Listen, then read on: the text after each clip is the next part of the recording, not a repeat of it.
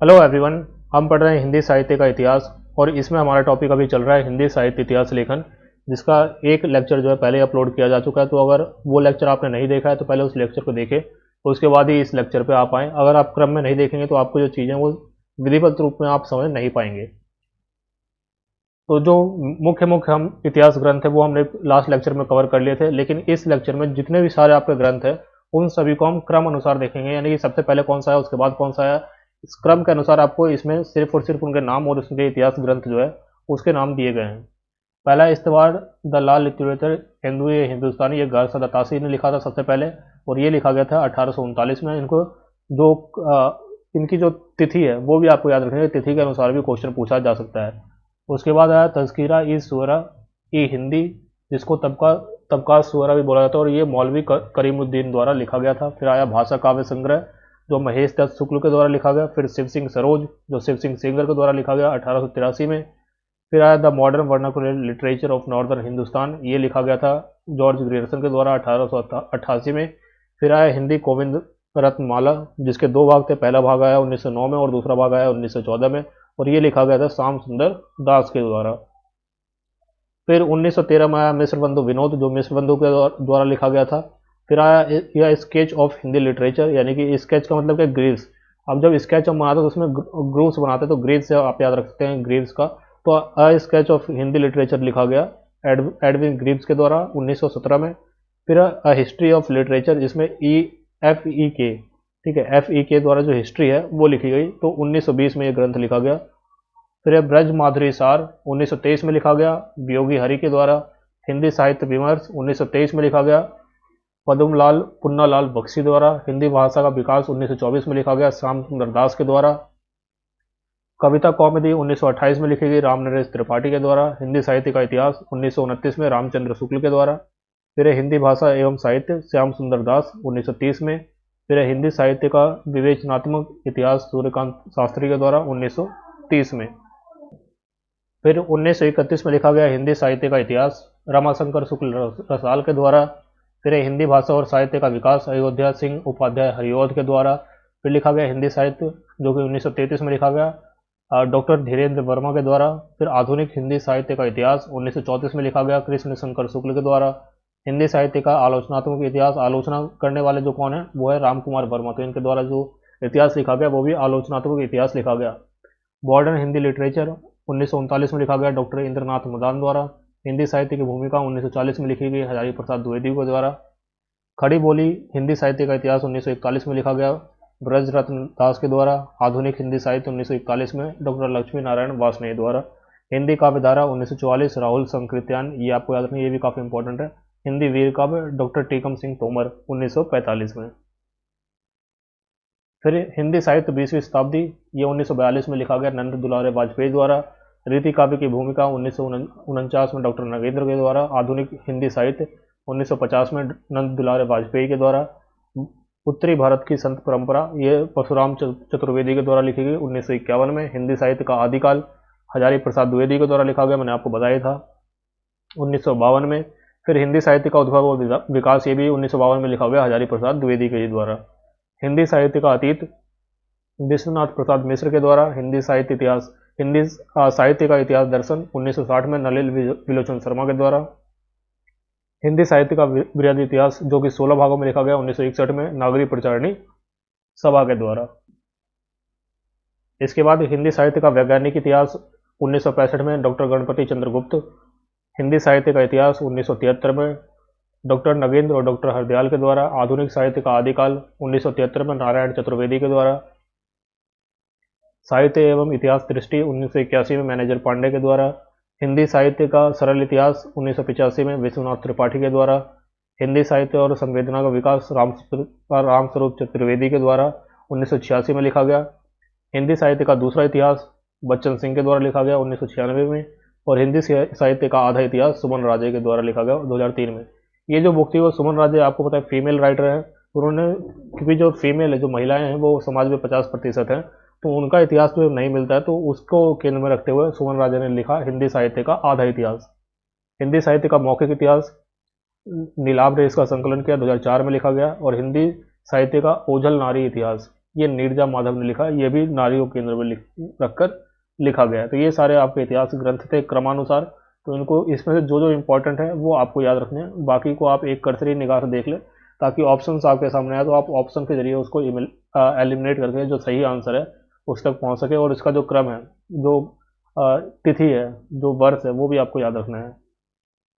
अब आपको पता होगा किसी भी ऑब्जेक्टिव एग्जाम के अंदर जो आचार्य रामचंद्र शुक्ल की जो पुस्तक है हिंदी साहित्य का इतिहास, उससे कई सारे कथन जो है पूछे जाते हैं। तो उनके जो मुख्य कथन है वो हम देख लेते हैं, ताकि अभी जो है आपको ये जो पुस्तक है हिंदी साहित्य का इतिहास, इसको अभी आपको पढ़ने की जरूरत नहीं है। पहले आप क्लास को कंप्लीट करें, इसको आप लर्न करें, इसको समझें आप। उसके बाद अगर आपके पास समय मिले तो आप इस पुस्तक को पढ़ सकते हैं, हिंदी साहित्य का इतिहास आचार्य रामचंद्र शुक्ल के द्वारा जिसको लिखा गया है।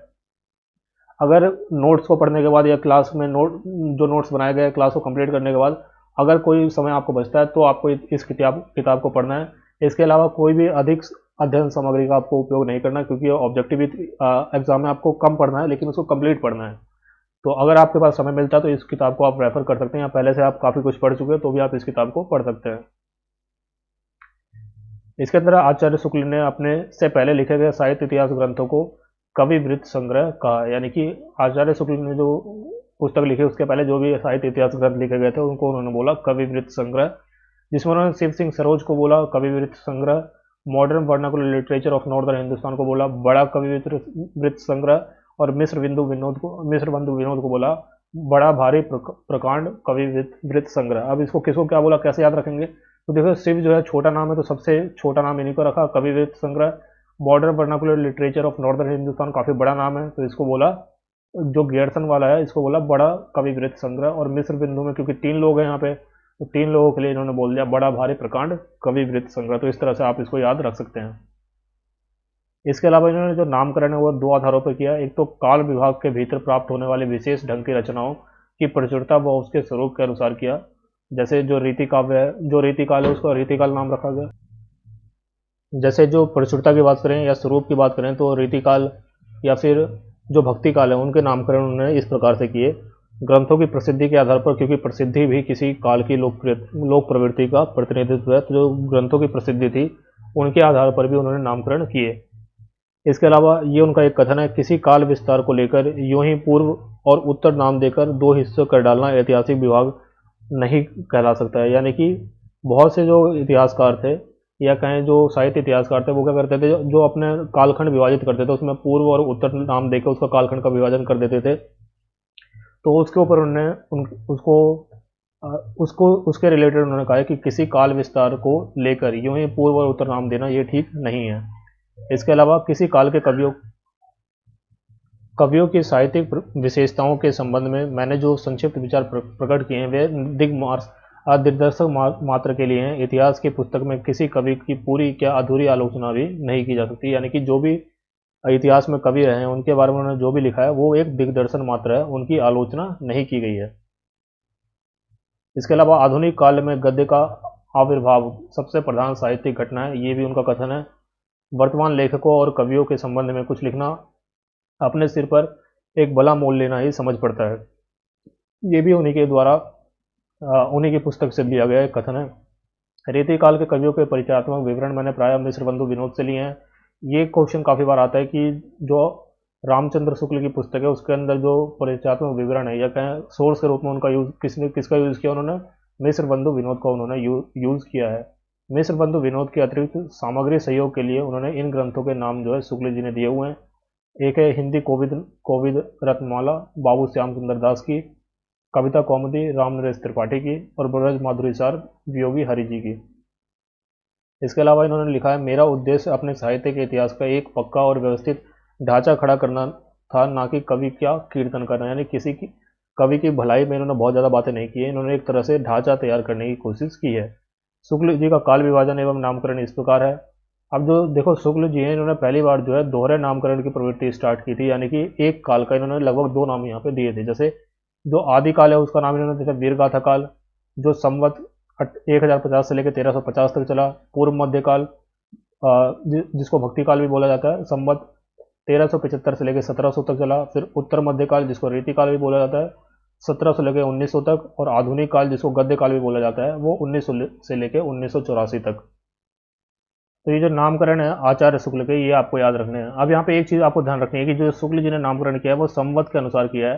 तो संवत और ईस्वी में आपको कन्फ्यूजन ना हो, इसलिए यहाँ पे मैं एक चीज़ आपको क्लियर कर देता हूँ। आप कई जगह देखेंगे 3 तरह के जो दिनांक आपको देखने को मिल सकते हैं। हालांकि हिंदी साहित्य में आपको 2 तरह के दिनांक ही मिलेंगे, होते 3 तरह के हैं बेसिकली। एक होता है आपका विक्रम संवत, विक्रम संवत। दूसरा होता है आपका ईस्वी, जो नॉर्मल आपका इंग्लिश कैलेंडर चलता है। और एक होता है आपका शक संवत।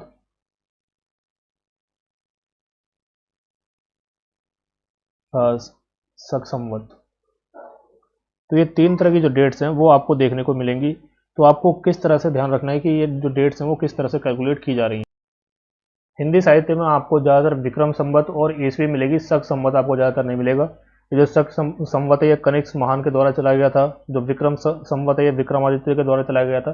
तो इसके तरह आपको ध्यान में रखना है। तो विक्रम संवत और ईस्वी में आपको कंपैरिजन करना है, और शक संवत का भी मैं आपको बता देता हूँ। जैसे मान लीजिए ईस्वी जो अभी चल रही है वो 2023 चल रही है, तो जो हमारा विक्रम संवत होगा वो ईस्वी से कुछ साल आगे रहता है। कितने साल आगे रहता है आपका? +57।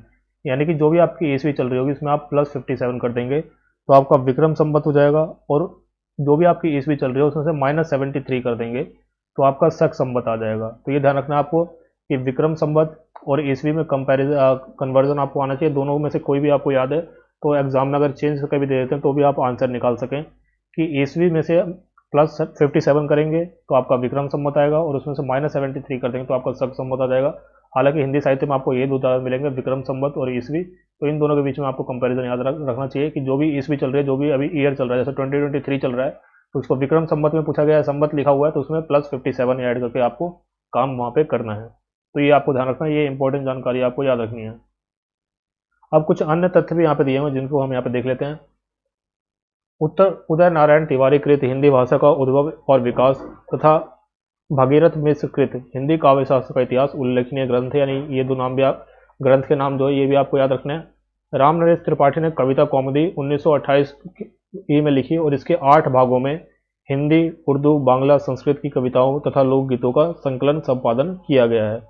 साहित्य इतिहास संबंधी अन्य उल्लेखनीय ग्रंथ जो हैं वो कुछ और दिए हुए हैं, जैसे राजस्थानी भाषा और साहित्य, ये लिखा है डॉक्टर मोतीलाल मेनारिया ने। इसी तरह राजस्थान का पिंगल साहित्य, ये भी डॉक्टर मोतीलाल मेनारिया। इसके अलावा राजस्थानी साहित्य की रूपरेखा मोतीलाल मेनारिया। चैतन्य मत और ब्रज साहित्य, ये प्रभुदयाल मीतल। राधा वल्लभ संप्रदाय साहित्य सिद्धांत और साहित्य, डॉक्टर विजेंद्र स्नातक। पंजाबी प्रांतीय साहित्य का इतिहास, चंद्रकांत बाली। आचार्य हजारी प्रसाद द्विवेदी के विषय में डॉक्टर गणपति चंद्र गुप्त ने लिखा है कि वस्तुतः वो पहले व्यक्ति है जिन्होंने आचार्य शुक्ल के धारणाओं और स्थापनाओं को चुनौती देते हुए उन्हें सबल प्रमाणों के आधार पर खंडित किया है। निश्चय ही आचार्य द्विवेदी हिंदी के सबसे अधिक सशक्त इतिहासकार रहे हैं।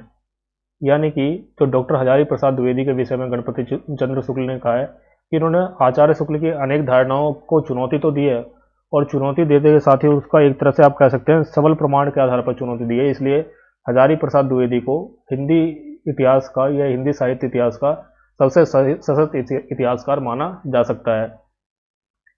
इसके अलावा हिंदी साहित्य इतिहास लेखन के संदर्भ में नलिनी विलोचन शर्मा के निम्नलिखित मत जो है वो भी आपको याद रखने चाहिए। पहला, हिंदी साहित्य का पहला इतिहास गारसा दत्तासी, कह सकते हैं पहला इतिहास लेखक गारसा दत्तासी था, और यह निर्विवाद है। यानी कि निर्विवाद रूप से यह माना जा सकता है कि जो पहले लेखक थे वो गारसा दत्तासी ही थे।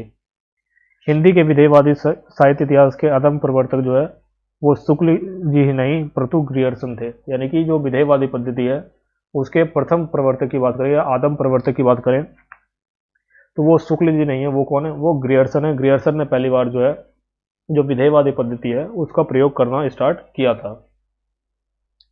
इसके अलावा हजारी प्रसाद द्विवेदी के कुछ कथन है जो कि काफ़ी बार एग्जाम में आ जाते हैं, या फिर ये इस कथन से आपको याद समझ में आएगा कि किस तरह के कथन जो है वो हजारी प्रसाद द्विवेदी के हो सकते हैं। इनके एक कथन है, साहित्य को मनुष्य की दृष्टि से देखने के पक्षपाती हैं ये। शुक्ल जी की कमियों को पहचान कर साहित्य की परंपरा से संबंध कर इतिहास लिखा है इन्होंने। इसके अलावा प्रकृति मंडनात्मक है, शुक्ल युगीन अनेक मान्यताओं को खारिज कर दिया इन्होंने। इसके अलावा वीर गाथा काल को आदिकाल कहा इन्होंने। ये वीर गाथा काल वाला और आदिकाल वाला जो डिबेट है ये हम आदिकाल के अंदर भी इसको डिटेल में पढ़ेंगे। भक्ति काल को बौद्धों की परंपरा से जोड़ा है। इसके अलावा विद्यापति को सिंगार रस का सिद्ध वाक कवि कहा है इन्होंने। केशवदास को रीतिकाल में स्थान दिया है। इसके अलावा भाग्यवती को हिंदी का पहला मौलिक उपन्यास इन्होंने माना है। इसके अलावा परंपरावादी साहित्य इतिहास लेखक भी इनको कहा जाता है। तो ये हजारी प्रसाद द्विवेदी से जुड़े हुए कुछ फैक्ट्स हैं जिनको आप याद रख सकते हैं। इसके अलावा नामवर सिंह का एक कथन है, शुक्ल जी को इतिहास पंचांग के रूप में प्राप्त हुआ था, उन्होंने मानवीय चेतना से अनुप्राणित कर साहित्य बना दिया। यानी कि उनको सिर्फ डिटेल्स मिली थी, उसके अंदर जो उसकी एक कह सकते हैं उसका जो एनालिसिस है वो इन्होंने ऐड किया है। मिश्र बंधु विनोद को साहित्य के पंचांग की संज्ञा दी नामवर सिंह ने। इसके अलावा मिश्र बंधु ने सारंगधर को ब्रजभाषा का प्रथम कवि तथा गोरखनाथ को हिंदी का प्रथम गद्य लेखक घोषित किया है। इसके अलावा टी.एस. इलियट का एक कथन है, केवल अतीत ही वर्तमान को प्रभावित नहीं करता, वर्तमान भी अतीत को प्रभावित करता है। ये जो कथन है ये है टी.एस. इलियट का। तो ये सारी चीज़ें जो है वो आपको याद रखनी है। अब नोट्स किस तरह से बनाने हैं आपको, तो जैसे मैंने आपको बताया था, नोट्स आपको उसी एक पेज पे बनाना है। ऊपर आपको टॉपिक का नाम लिखना है, नीचे आपको समरी एडिशनल स्पेस रखना है, इधर पे आपको सब टॉपिक्स लिखना है, और सब टॉपिक्स के अंदर आपको ये जो कुछ मेन पॉइंट्स है इनको लिखना है और नोट्स बना के आपको इसको कंप्लीट करना है। इसको आप पूरे को कंप्लीट करें, बाकी जो अगली डिटेल्स होंगी वो आगे वाले लेक्चर्स में हम कंप्लीट करेंगे। तो अब जो भी आपके फ्रेंड्स होंगे उनके साथ आप जो लेक्चर है उसको आप शेयर करें। आपको पसंद आए तो इसको लाइक करें, चैनल को सब्सक्राइब करें और कमेंट में लिख के बताएं कि आपको लेक्चर कैसा लगा। इसके अलावा कोई आपके सुझाव हो तो वो भी आप कमेंट में लिख के बता सकते हैं। अभी के लिए इतना ही, धन्यवाद।